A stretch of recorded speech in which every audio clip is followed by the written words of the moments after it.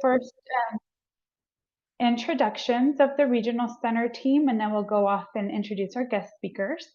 My name is Nellie. I'm one of the nurses out of the Chico office. With us today is Jen Badger and Katie Taylor from the Reading office. If you guys want to say hello. Hello. Thank you. And it's my pleasure today to introduce two guest speakers. We're kind of splitting it up. The first part of today's class is going to be presented by our very own Rachel Newkirk, who is one of our wonderful case management supervisors at the Regional Center. And then when she's completed, we're going to have Miss Michelle from the Alice Carroll Foundation, who will be presenting as well on some really wonderful programs. So we'll start off with Rachel first, and then when she's done, I will again formally introduce Michelle again. Rachel, are you on? I am. Can you all hear me? Perfect. Yes, we can. Okay, I'm going to turn my other light on. Sometimes it's easier to see me if I have both my big bright lights on. So, well, good afternoon, everyone. I was excited that Nellie invited me today to your meeting. It's nice to see everybody. And so Nellie asked me to talk a little bit about alternatives to conservatorship. And what I told Nellie is we have an entire training that is titled Alternatives to Conservatorship, and it runs about an hour and a half. And as Nellie said, I am a case management supervisor here at Far Northern. Again, my name's Rachel, and I've worked here. Some of you all are familiar faces to me. We've met before. I've worked here for 25 years now.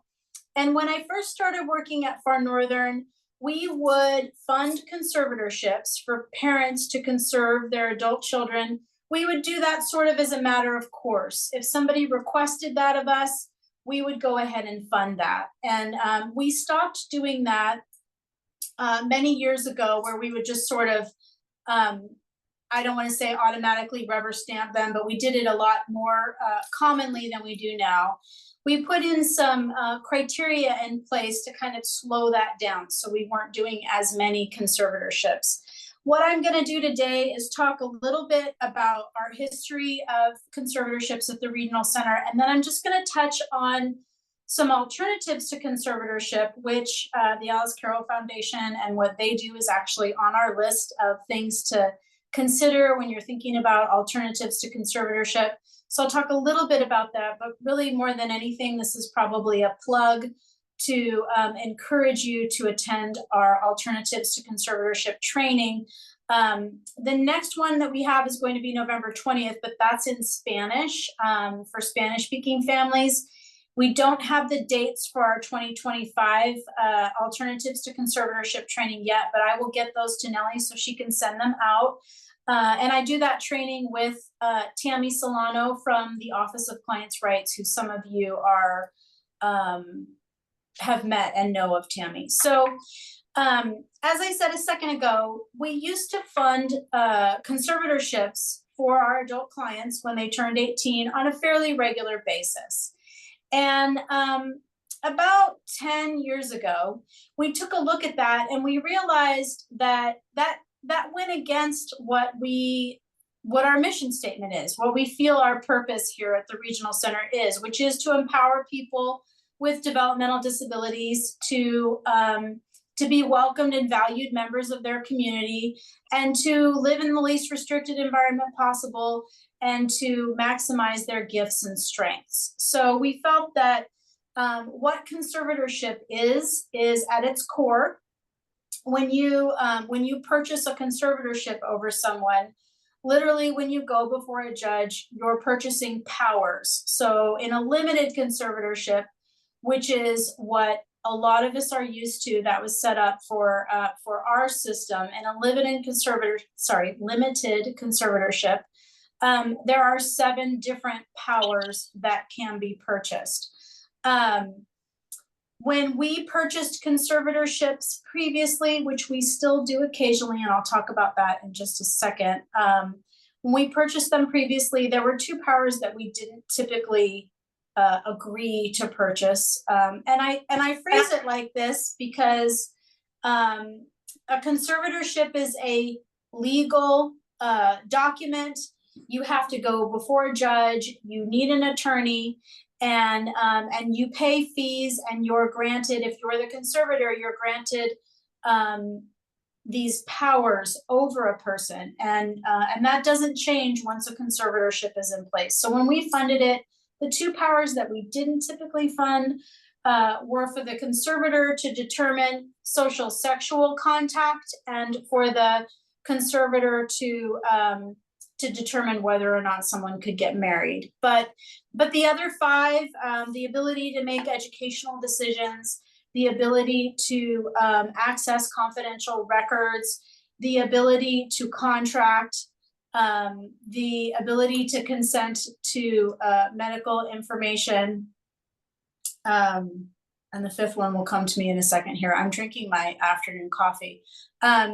Those are powers that typically we saw with people.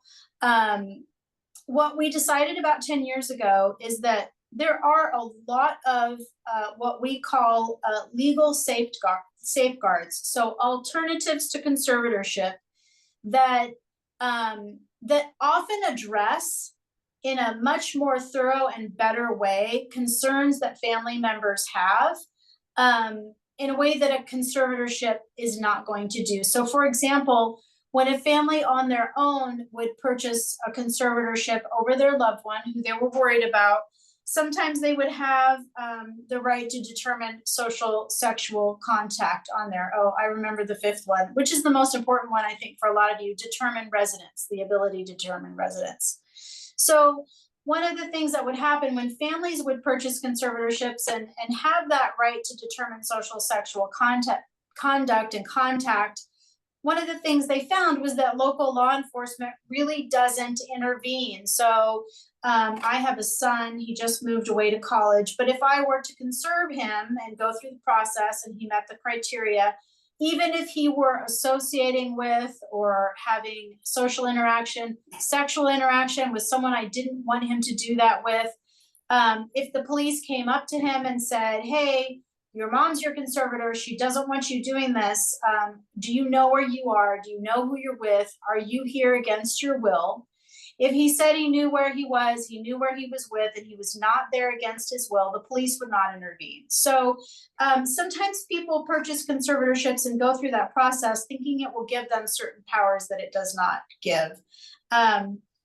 One of the things that we realized was we really wanted to take the time to talk about some alternatives to conservatorship, because we know that our families and the people who we support, people have real fears based in real life experiences. And we know that a lot of the people who we support do need extra help making decisions and staying safe. So we put together the alternatives to conservatorship training as a way to offer to families and anyone who wants to attend. If you're having concerns about finances, these are some alternatives to conservatorship that you can think of. If you're having some concerns about sexual decisions and social decisions, these are some alternatives that you can consider. If you're having some concerns about education, these are some alternatives that you can consider. So as I said, the training that we give is about an hour and a half long. Really quick, a couple things about conservatorship. When Far Northern does fund a conservatorship, there's really just two reasons right now that Far Northern would fund a conservatorship.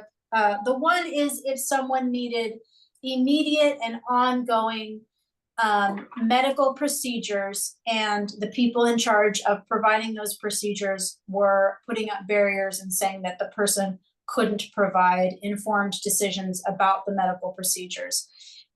So in other words, it wouldn't be, well, I'm worried that that might happen, or it could happen. It would be an instance where the person's 18 and they're due to have procedures, and the medical professionals are doubting their ability to make decisions and putting that as a barrier to getting that done.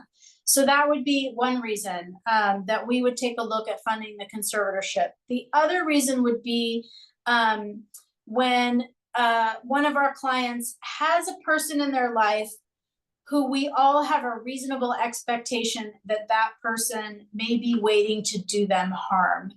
And the best example that I can give is, say, an instance where an adult, a recently turned 18-year-old who's been adopted, and their biological mother is now reaching out to them and wanting to connect, but it's very clear through past behavior that that person is interested in taking that client's money and taking advantage of them. That might be an instance where you've got an identified person with a criminal history waiting to take advantage. That might be the other reason that we would purchase a conservatorship.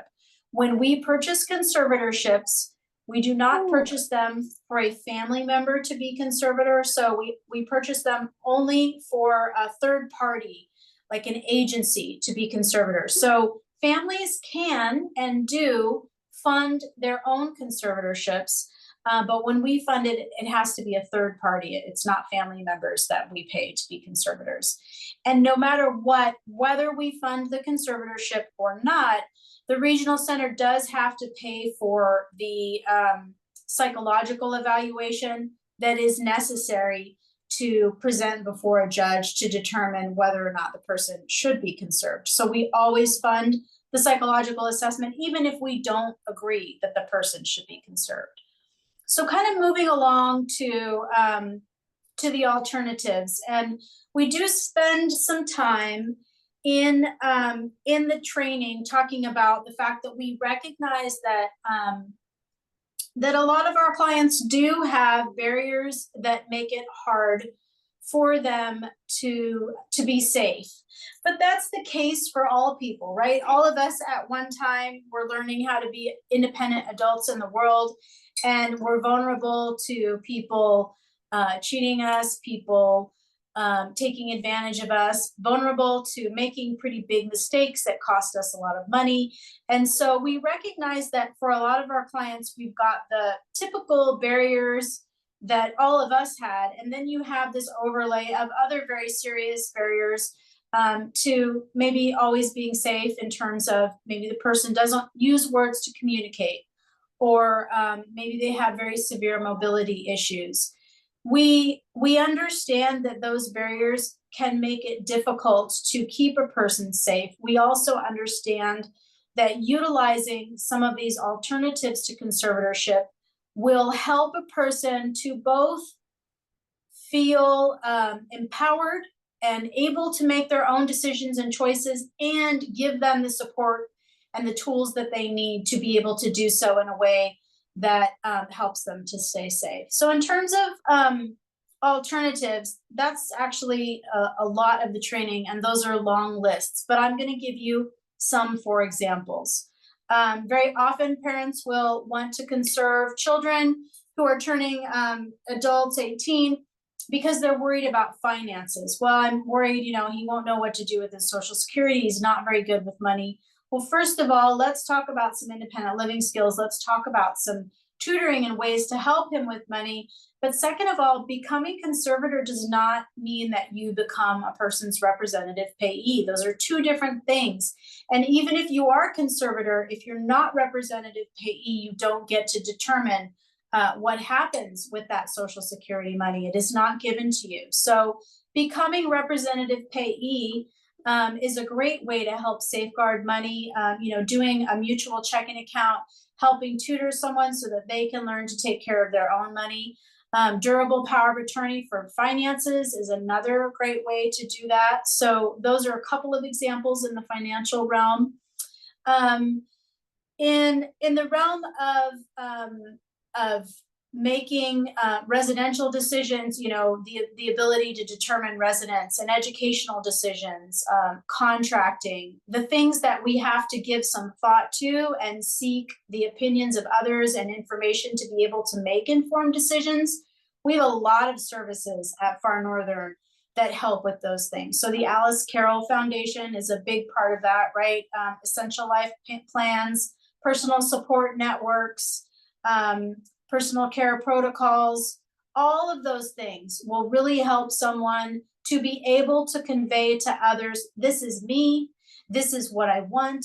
These are my goals. This is how I feel supported. This is where I'm developing my support network. And that empowers people to have a group of people to ask, just like we all do. Hey, I need to sign this contract. What do you think? They'll have a bunch of supporters there to help them. Or, hey, I need to make this medical decision. What do you think? Or, hey, these are my residential options and I need to make a decision here and I'm having a hard time. What do you think? So those we call them our person-centered services that we have here are really instrumental in being an alternative to conservatorship. But another area where families and people who care about people with developmental disabilities often worry about, what if something medical happens, a terrible tragedy, and I'm not able, the person's incapacitated. Well, the first thing that it might be comforting to know is that for all of us, goodness knows we don't want this to happen, but for all of us, if we left this training and we were somehow incapacitated due to a car accident or a stroke, we were taken to the hospital, the hospital always has to provide life-saving care in the absence of an advance directive that says otherwise. Even if I were unable to speak, if I were in a car accident, there is a legal mechanism whereby the hospital is going to step in and provide life-saving care to me, even though I cannot authorize that. That is what they are legally required to do.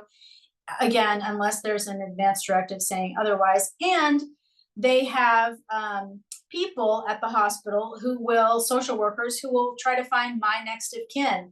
They'll keep doing that and keep doing that, because the alternative, if I don't have a next of kin to help make decisions for me, the alternative is not for the hospital to go, we don't have anybody, so we don't know what to do here. What the hospital typically does in those situations is they will either refer the medical decision to their ethics committee for the hospital, or maybe refer to the county public guardian. So those are some generic resources for medical. But the other thing that we really recommend is to do wills, to do advance directives, to do power of attorney for medical, so that people's wishes and what they want for themselves, for their health, are spelled out. The biggest thing that we're excited about and that we've started to work on, we have, as I was talking about, the personal support care network, the personal support networks, and the personal care plans and the essential life plans. But in addition to those things, we also have classes through, say, We Care a Lot, the Respect Yourself trainings. But in addition to all of that, the thing that we're really excited about, and we're working with We Care a Lot about this, is a thing called supported decision-making.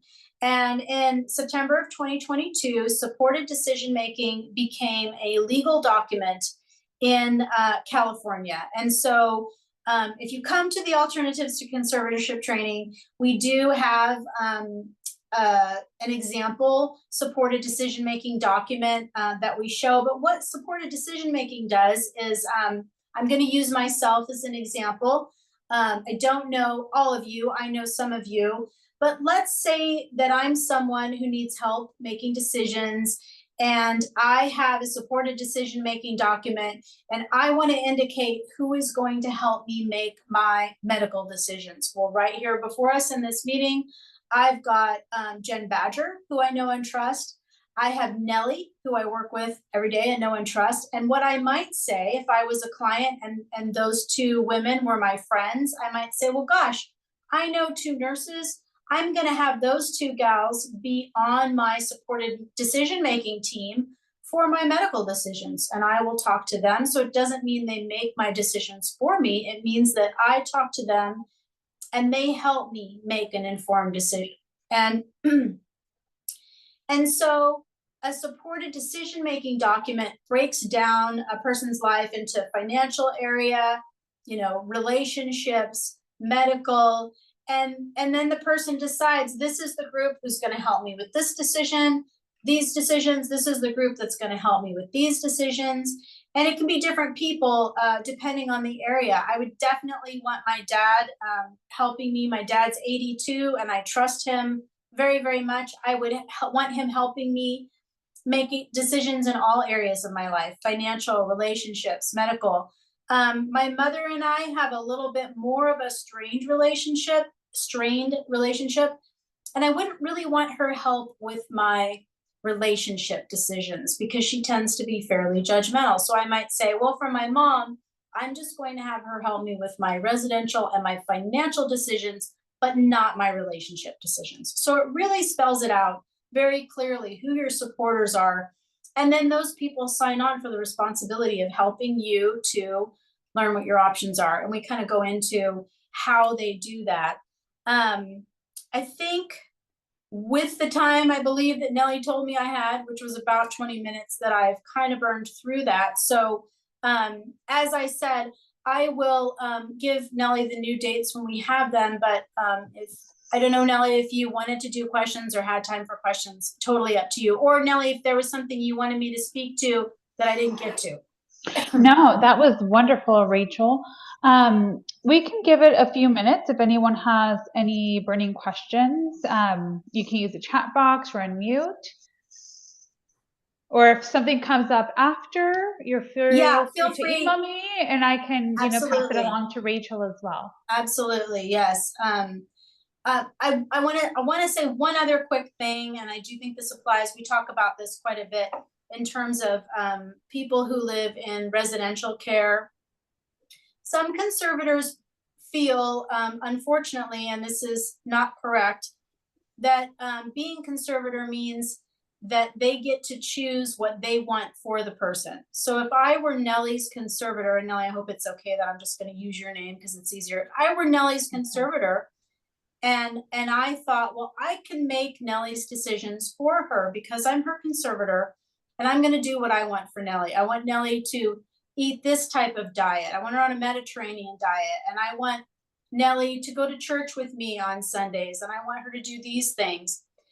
If I know that Nellie hates the Mediterranean, she hates fish and olives and tomatoes, the Mediterranean diet would be just something she would absolutely hate. And she doesn't go to the church that I go to. I would not be doing my part as her conservator to make her do things that I know that she doesn't want to do. A conservator's job is to make decisions to the best of their ability based on what they think the conservatee would want to do. So I would be asking myself, well, not sure what Nellie wants to do here, but I'm going to give this some thought and do my best to figure it out because I love the Mediterranean diet, but it's not something that I think Nellie would like. So what would Nellie want? I like to go to my particular church.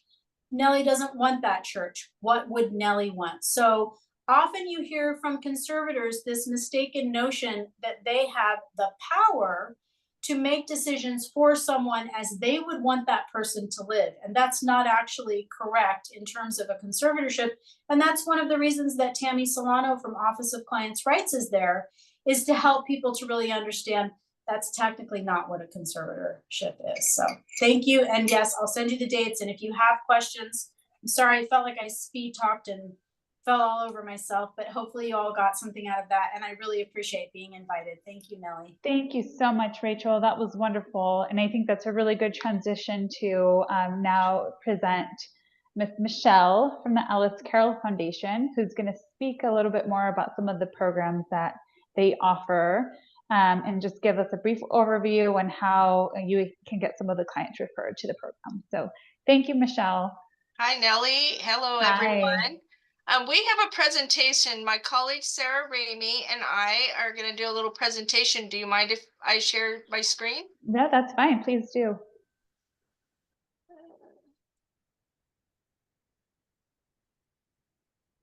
Okay. Hopefully this works. Okay. So at the Alice Carroll Foundation, we've been official since the beginning of the year.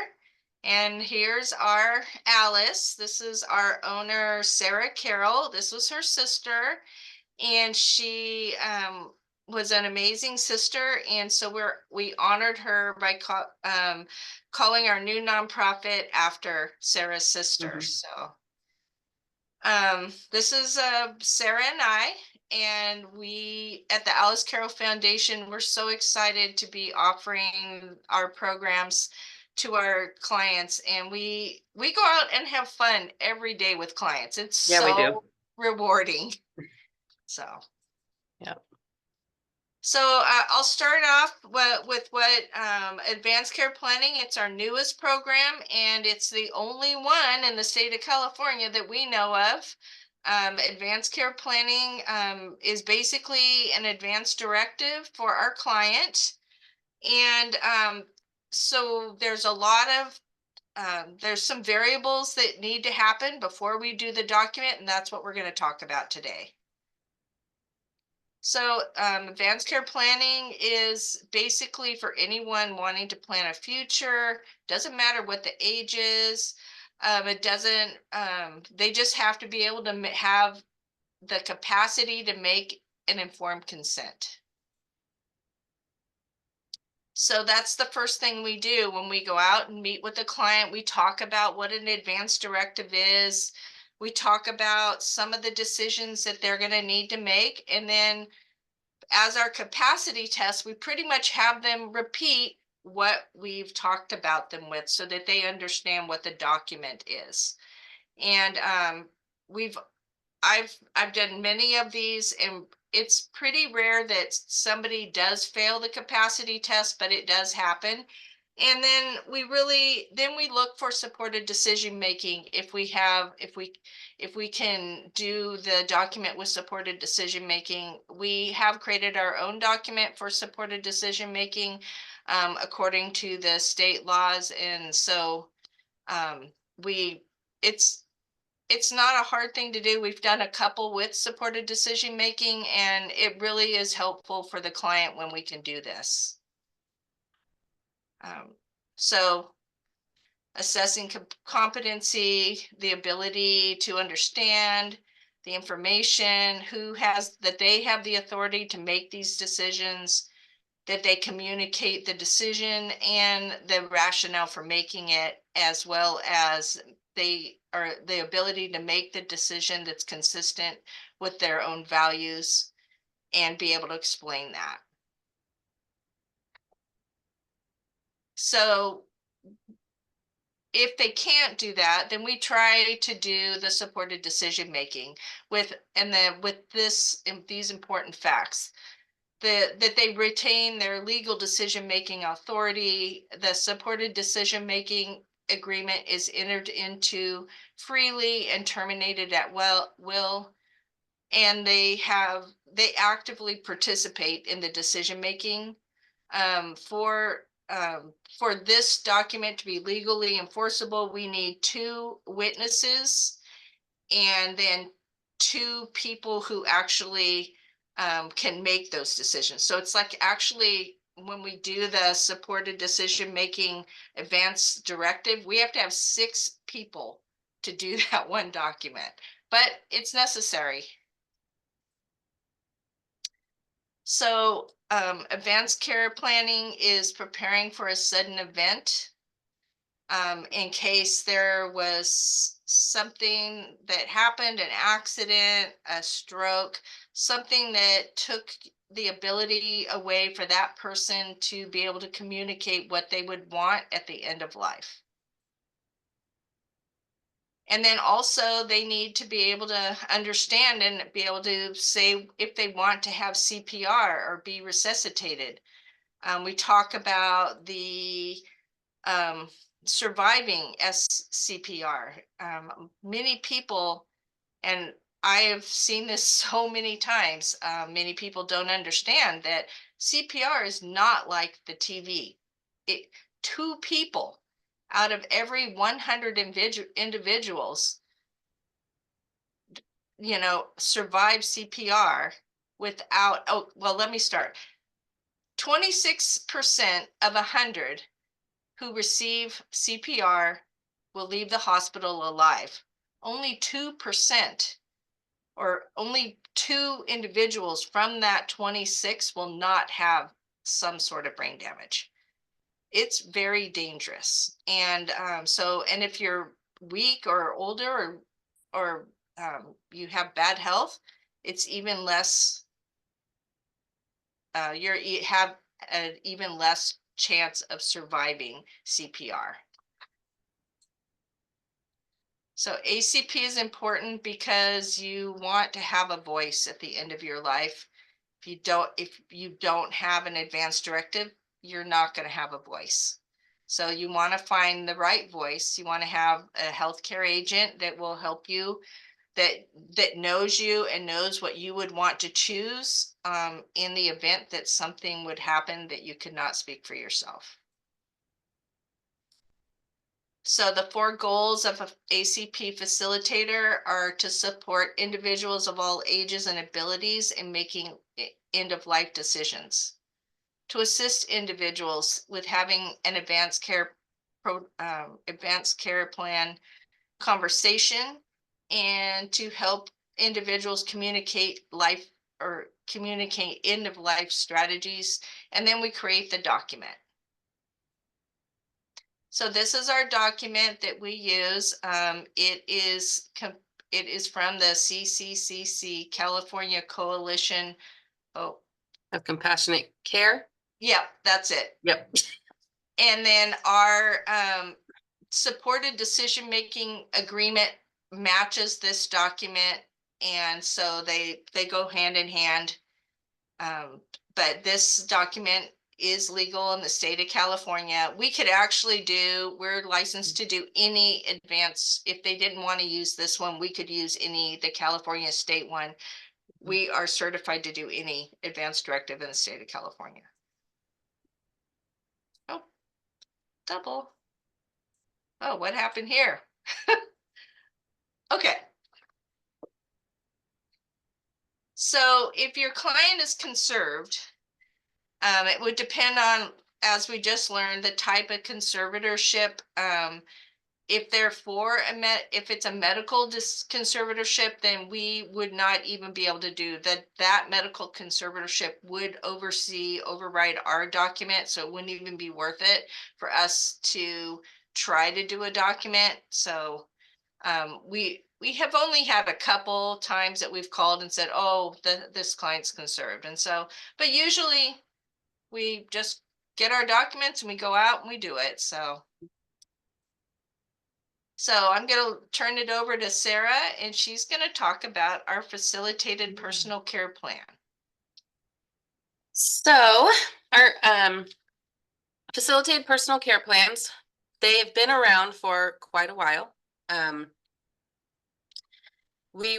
company that we were before, Community Living Options, they worked with the regional center and created them, I believe, like 20 years ago, and have been doing them. But then in 2022, Michelle and I took them over and we reamped them, and we have made them easier to read, easier to follow, a lot more detailed, a lot more current information. And people seem to really like them. So the point of a personal care plan is continuity of care. So if something is to happen to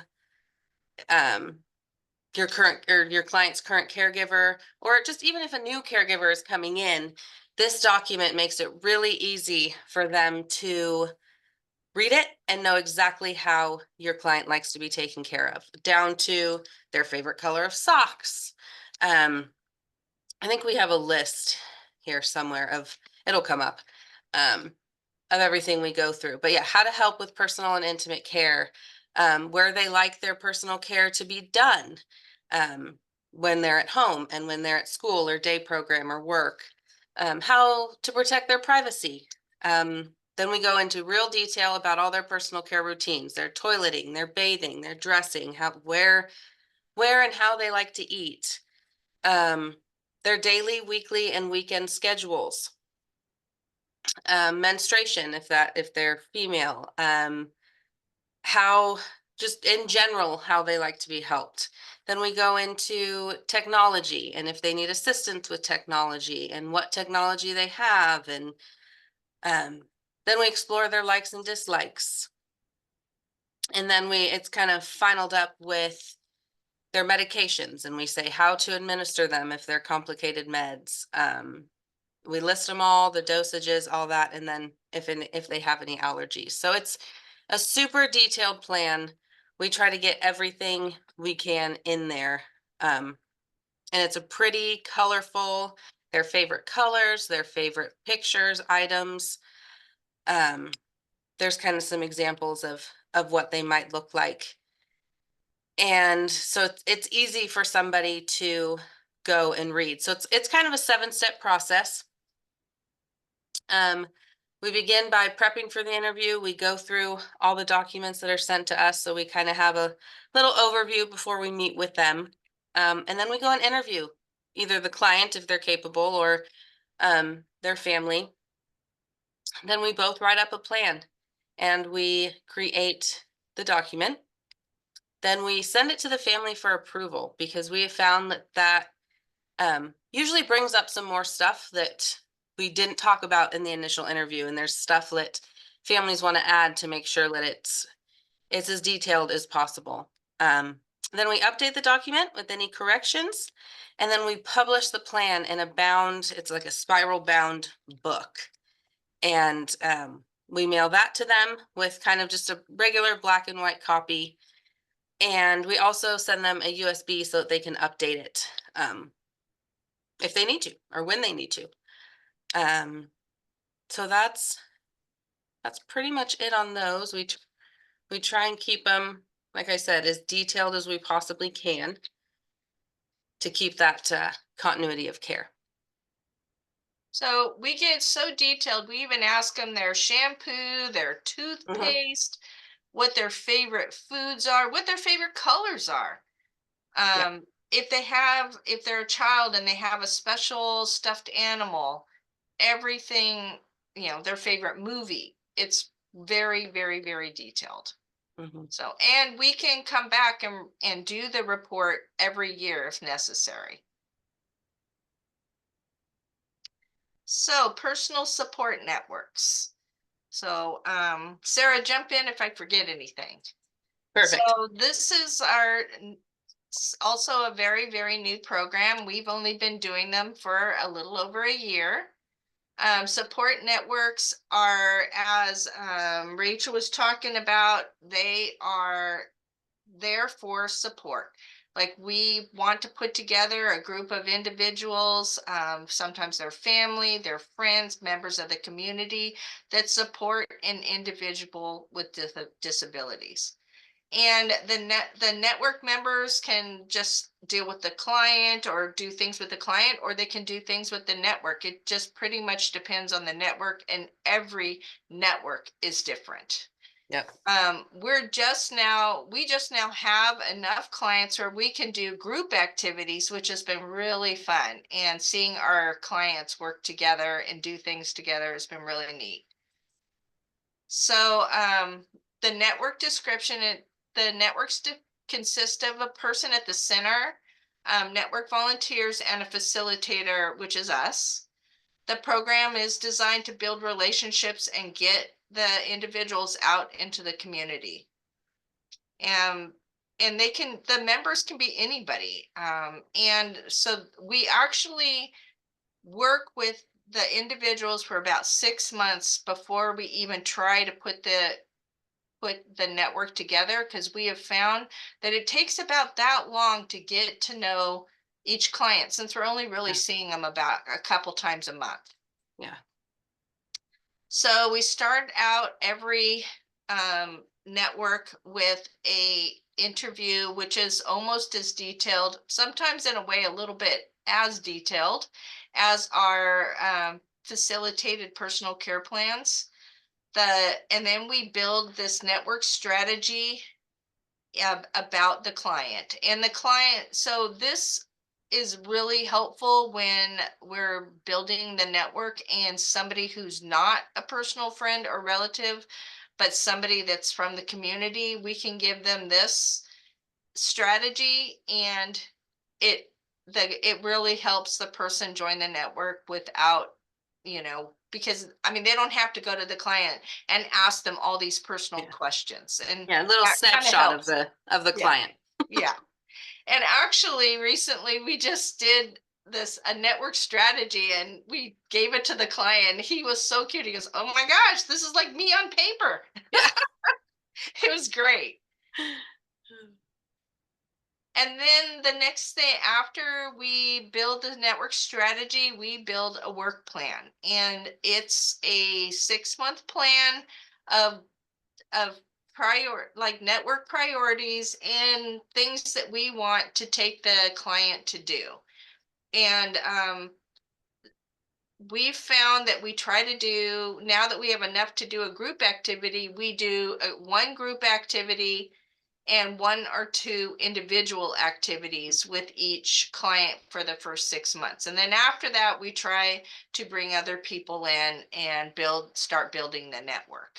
So we build this work plan looking at the likes, the dislikes, the dreams. We want to make people's dreams come true. And that's where we try to get our work plans from. And it's it's so rewarding when you take a client. We have one client, I'm just going to do a little aside here. I picked him up in the afternoon. He had just got, he's 16, and he had gotten out of school. I picked him up and he wanted to go to the Smash House in Chico. And that's a place where you go and you just pretty much smash a lot of stuff with a sledgehammer. And the whole way, I picked him up in Durham, drove him to Chico, to the Smash House. He went into his Smash room, and he never said one word to me the whole way there. So I could tell he probably had a hard day at school because he was very closed mouth. By the time he got done with his little Smash thing 20 minutes later, he came out, his little brow was glistening with sweat. But he was talking a mile a minute, and he had a smile right across his face. He was so happy. He was relaxed. It was amazing to watch the change from him going from frustrated teenager to relaxed and happy teenager. It was really rewarding. And that's what Sarah and I are so blessed to see that almost every time we take clients out. It's just so awesome. I'll tell you my quick little favorite story about our clients. We had this one client, he's in his 40s, and he loves TV. Loves. His life is just around TV. Like, he can tell you what is coming on the TV next without even looking. And so we took him for a tour of Channel 12, the Action News studio. And to see his face light up when he walked in and got to meet the entire cast and crew, got a whole tour of the studio, that by far I think was my favorite experience with getting these folks out into the community and really helping them achieve those dreams and some of the things that they've always wanted to do. It's just so rewarding and fun to watch. Oh, we got to tell the birthday candle story. Oh yeah, that was a good one too. So we have a client that he's also 40s, and for his birthday, we decided to do his network party to ask him or to ask people to join his network. And so the party, sorry. So I did not know his entire life he has never blown out a birthday candle. And so when we brought the cake out, I says, "Mom, where's the candles?" And she's like, "Oh, let me get them." And the dad tells Sarah, I didn't know. He tells Sarah he's never blown out a birthday candle. We filmed the whole thing. We sang, the whole group sang happy birthday to him. And then he blew out a candle for the first time. Everybody, it was just so awesome. Mom, Dad, and both Sarah and I, heck, we cried because it was so. Yeah, I looked over and Dad was crying. Dad was crying, then I was crying. So for referrals, for all of our services, we need a referral letter, release of information, IPP, the most recent one, CEDAR, and then the authorizations for services and mileage. So we do clients from, Butte County. We can do pretty much any client that we can drive to within an hour and a half. So just call, if you think it's going to be too far, just call us and we're happy to let you know yes or no. For our ACPs, we have to see the client twice, once to do their initial interview and then once for the signing of the documents. So are there any questions? Thank you, Michelle and Sarah. That was really great. You provided a lot of really good detailed information about the programs that you serve and provide. I was going to say, just because majority of the people attending today, the participants, a lot of them work in licensed homes, providers in licensed homes, day programs. So I guess if anyone has a client that they think would be a great fit for any of the programs that were mentioned today, what I would recommend is they speak to the service coordinator, right, for that individual. And then that service coordinator is the one who's going to help kind of reach out to you guys and make those referrals based on the last, slide of what you need. That was the only thing I just wanted to state, because I'm sure we have a lot of clients that would benefit from some of these programs. So I think it's really just a good thing for our providers to keep in mind that if they have a client that they serve, reaching out to the service coordinator. So we actually just got a bunch of ACP authorizations for some individuals who live in a home in Orville. So, I mean, we definitely can go to hospitals and homes and wherever we need to go. So some of our providers serve, a lot of them are from like Shasta County as well. I heard you say, as far as radius wise, how far you can travel. So yes, we do quite a few plans up in Reading. In fact, we go up to Reading at least once a week. We do not do any personal support networks in Reading because Reach provides that service there. So if you are interested in a personal support network in Shasta County, you need to contact Reach. Yeah. We do also ACPs up in Reading quite often as well. So we're willing to travel.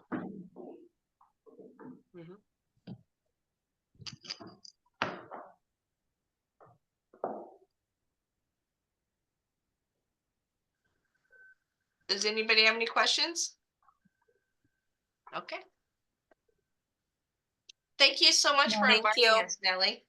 Yes, no, thank you both for joining us and providing really great information on all the programs that you provide. Again, just a reminder to our providers, if you have anyone in mind that would benefit, definitely reach out. I do have some of the brochures that you shared with me, Michelle, so we'll make sure that we share those out as well to our providers so they have that to reference today's presentation. Perfect. Thank you. Thank you. Thank you so much.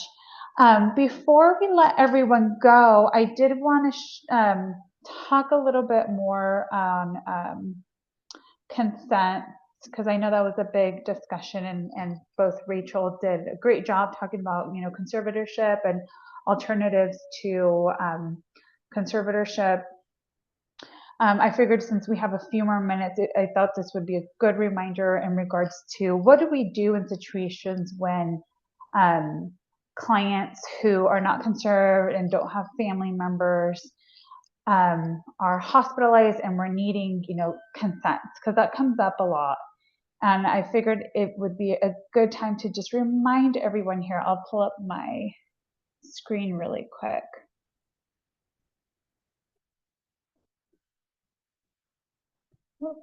only everyone can.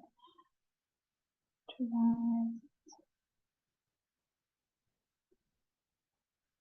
I apologize. Now I'm having trouble opening my screen.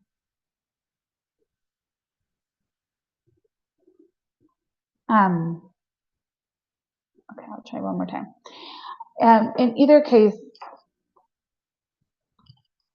so there, just a reminder for our providers, if you ever do come across a situation where, you know, a client is needing consent for some type of medical treatment, there is a statute in place that authorizes, it's the Welfare and Institution Code that authorizes the regional center medical director or their designee to provide medical consent on behalf of the individual. It's usually in situations like I mentioned, you know, they're not conserved, they don't have family members, or it's something urgent where maybe the provider is not able to get a hold of a family member fast enough. Those are types of situations where if it's related to dental or medical treatment, where the regional center does have the authority to be able to provide consent. So just keep that in mind, because sometimes we do come across you know, situations where a client needed to get some type of treatment done, and there was a delay in providing that care because they didn't have family, and you know, they're under the care of a residential provider, and that provider maybe didn't know about this, you know, this rule or this law, and treatment was delayed because the provider didn't feel that the client was capable of consenting on their behalf, and like I mentioned, no family, no conservator. So we don't want to we want to make sure the client, you know, the services aren't delayed for them. So just keep that in mind. I apologize. I was trying to pull up the slide that references the Welfare and Institution Code. But we've talked about it in other previous classes, but I figured this would be a good opportunity to just give everyone a reminder. I know Rachel kind of touched on it earlier, but you know, just wanted to make sure that you keep that in mind if that ever does come up for you. Oh, here it is. Let me reference it. So this is the Welfare and Institution Code, section 4655, that mentions, you know, the director of regional center or designee being able to give consent. You know, there's instructions on when the regional center can give consent. So like I mentioned earlier, the legally or family or guardian doesn't respond in a reasonable time, if they have no parent, guardian, or conservator legally authorized, and then if the client is an adult and has no conservator and is mentally incapable of giving their own consent. So, okay. Any last minute questions, comments, anything before we let, you know, Sarah and Michelle are still on. If you have any last minute thoughts that you want to share, feel free to unmute or use the chat box.